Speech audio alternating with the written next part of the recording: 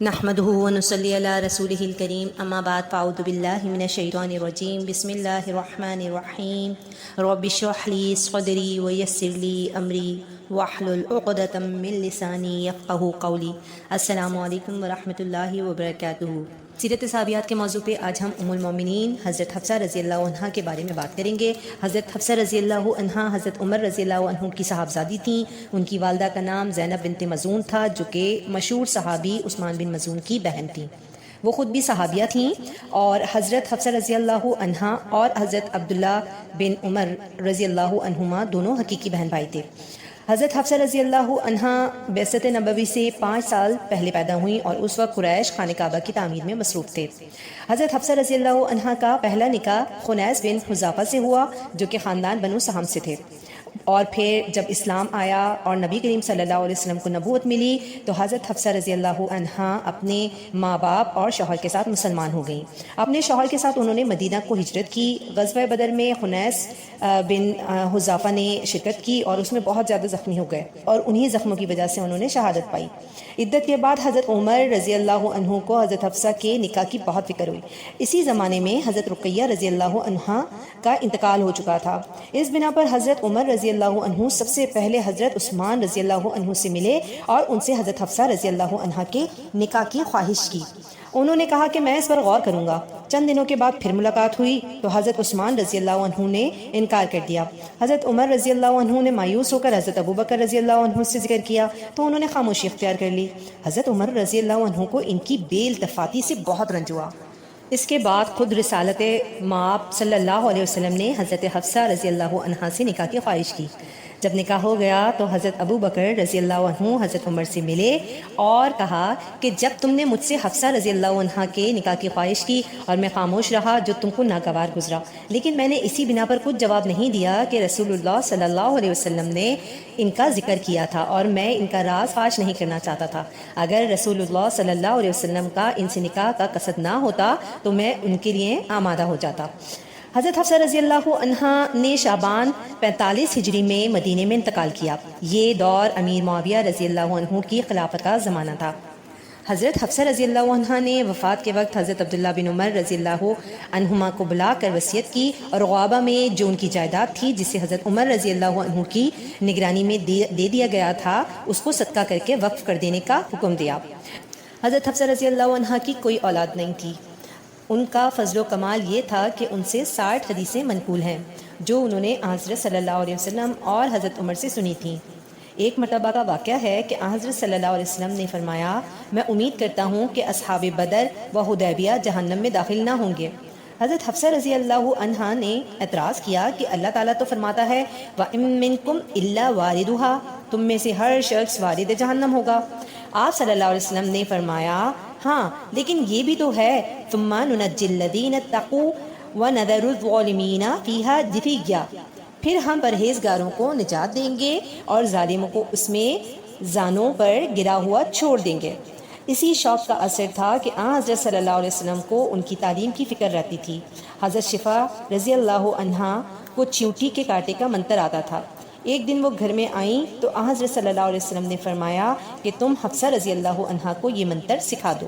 ابن سعد میں حضرت حفصہ رضی اللہ عنہا کے اخلاق کے بارے میں ایک روایت آتی ہے، انہا صوامۃ قوامۃ، یعنی حضرت حفصہ رضی اللہ عنہا دن کو روزہ رکھنے والی اور رات کو قیام کرنے والی تھیں۔ ایک دوسری روایت میں اس طرح کا بیان آتا ہے کہ حضرت حفصہ رضی اللہ عنہا انتقال کے وقت تک روزہ رکھتی رہیں، یعنی بہت زیادہ روزے رکھنے والی تھیں۔ اختلاف سے انہیں سخت نفرت تھی۔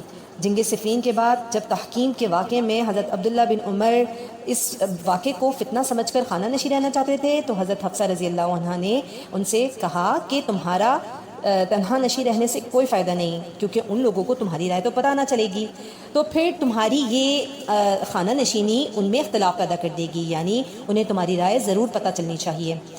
حضرت حفصہ رضی اللہ عنہا دجال سے بہت ڈرتی تھیں۔ مدینے میں جب ابن سیاد نامی ایک شخص دجال کے متعلق حضرت صلی اللہ علیہ وسلم نے جو علامتیں بتائی تھیں اس میں وہ باتم موجود تھیں، اس سے اور عبداللہ بن عمر رضی اللہ عنہما سے ایک دن راہ میں ملاقات ہو گئی۔ انہوں نے اس کو بہت سخت سست کہا، اس پر وہ اس قدر پھولا کہ راستہ بند ہو گیا۔ ابن عمر رضی اللہ عنہما نے اس کو مارنا شروع کر دیا۔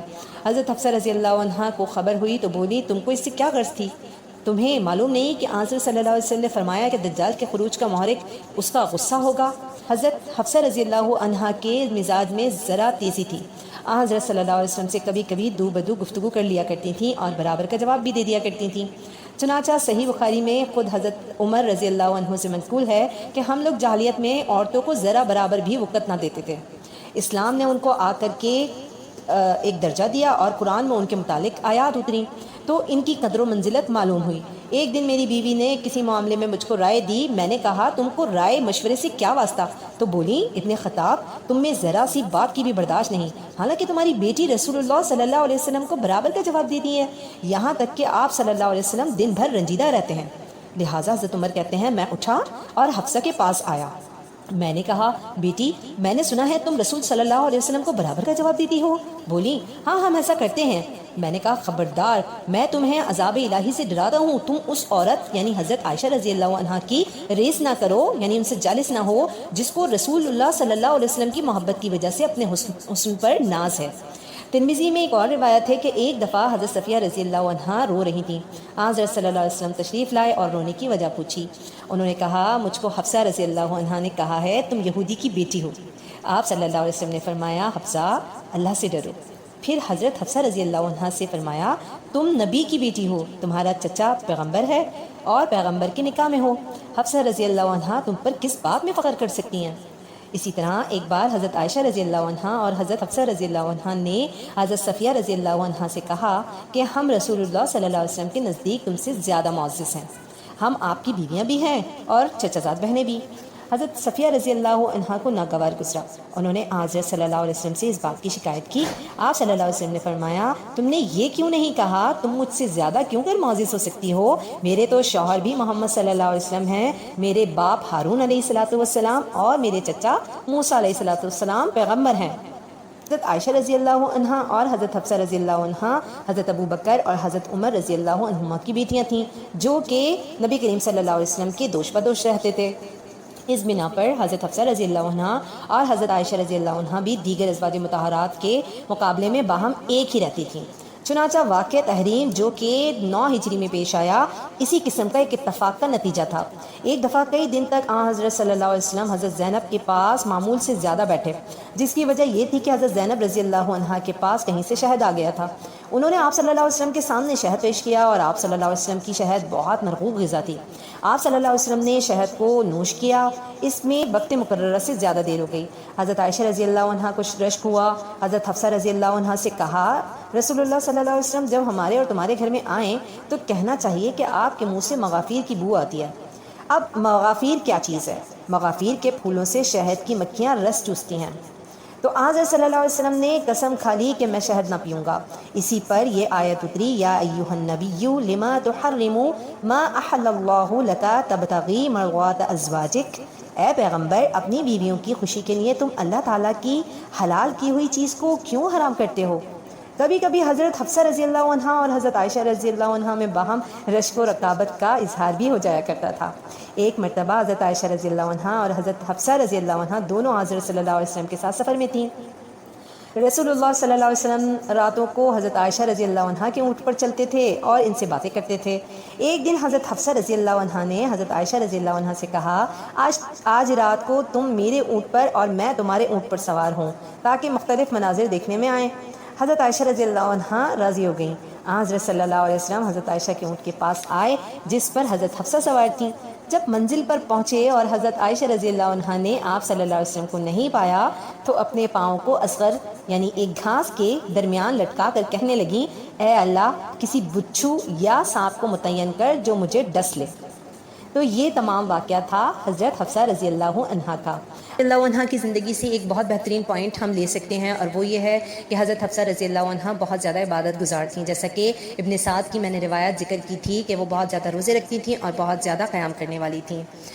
ہم خواتین اگر اپنی زندگی کو دیکھیں تو ہم گھریلو کاموں میں اتنے زیادہ الجھے ہوئے ہوتے ہیں کہ اپنے نوافل، اذکار اور نفلی جو روزے ہوتے ہیں ان کی طرف توجہ نہیں دے پاتے۔ ٹھیک ہے، اگر ہم پیر اور جمعرات کا روزہ نہیں رکھ پاتے تو ہمیں مہینے میں 3 روزے جو کہ ایام 20 کے روزے ہوتے ہیں، 13، 14 اور 15 تاریخ کے ہر مہینے میں روزے آتے ہیں، ہم ان میں سے روزے رکھ سکتے ہیں۔ اسی طریقے سے اگر ہم ہفتے میں روزہ رکھنے کے قابل ہیں تو ہم پیر اور جمعرات کا روزہ رکھ سکتے ہیں، یا پھر وہ نوافل عبادات جیسے کہ شوال کے 6 روزے ہوتے ہیں، یا ابھی ذی الحج آنے والی ہے، ذی الحج میں ہمارے پاس یوم عرفہ کا روزہ آتا ہے، وہ روزہ رکھنا اور صبح شام کے اذکار کرنا، اللہ تعالیٰ کی عبادت کرنا۔ تو ہم اپنی صحابیات کی زندگی کے طور طریقوں کو اپنانا چاہتے ہیں، اگر اپنی زندگی میں شامل کرنا چاہتے ہیں، اور اگر ہم اپنی صحابیات کو فالو کرنا چاہتے ہیں تو ہم ان کی زندگی سے کوئی ایک پوائنٹ اٹھا کر کے اسے اپنی زندگی میں شامل کر سکتے ہیں۔ اللہ تبارک و تعالیٰ سے دعا ہے کہ اللہ تبارک و تعالیٰ ہمیں ہمارے صحابیات کی اسوہ پر عمل کرنے کی اور بہت زیادہ اللہ تعالیٰ کی عبادت کرنے کی توفیق عطا فرمائے۔ آمین ثم آمین۔ توفیق مانگتے رہیے، توفیق مانگیں گے تو پھر انشاءاللہ وہ توفیق مل کر رہے گی۔ اگر آج عمل نہیں کرتے تو کوئی بات نہیں، لیکن توفیق